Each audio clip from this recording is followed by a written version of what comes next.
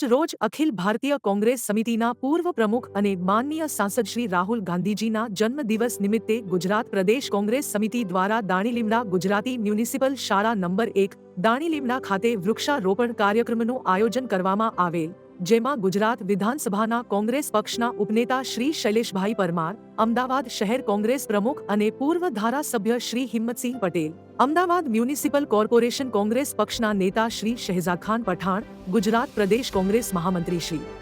બળદેવભાઈ લુણી અને શ્રી રાજુભાઈ બ્રહ્મભટ્ટ સહિત કોંગ્રેસ પક્ષના અગ્રણીઓ અને મ્યુનિસિપલ કાઉન્સિલરશ્રીઓ, વોર્ડ પ્રમુખશ્રીઓ, શહેર કોંગ્રેસના હોદ્દેદારશ્રીઓ અને કાર્યકરો ઉપસ્થિત રહ્યા હતા.